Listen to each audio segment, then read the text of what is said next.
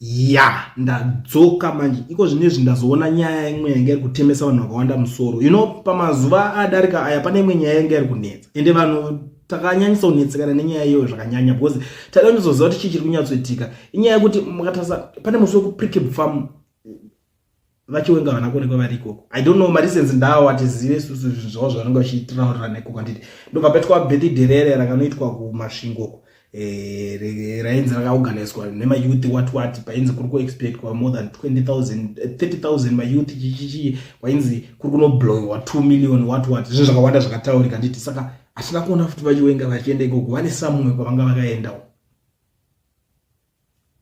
iva savp hazvina kumekera nyika sense kuti kuri kucelebrate kwa birthday remunhu remukuru wavo ivo vaivasina kuenda but zvinhu zvinongotaurika navanhu hazviperi we understand but ona nyaya yakazoitika manje panapa ndiri kuona pari kubudiswa nyaya pari kunzi Vice President retired General Chiwenga did not attend President ED Mnangagwa's birthday celebrations in Masvingo cause he did not receive the invitation. The Mutapa celebrations were neither government or ZANU-PF party program but personal birthday party celebrations which required an invitation.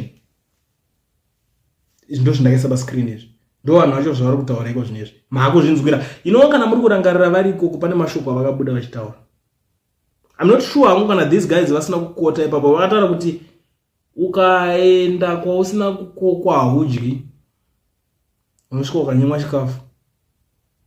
Kana muri kurangarira pane ikaspeech munoenda munosecha nyaya yacho pavaitaura munochinyatsona zvakuita zvichitaka kunobatana that is kana this guy akasina kunokota ipapo kuti kana usina kuenda kwausina kukokwa haunodyi chikafu.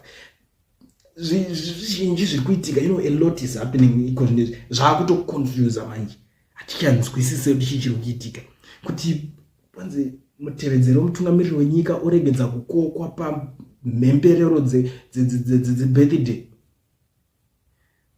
Pane nyaya apa. Amen.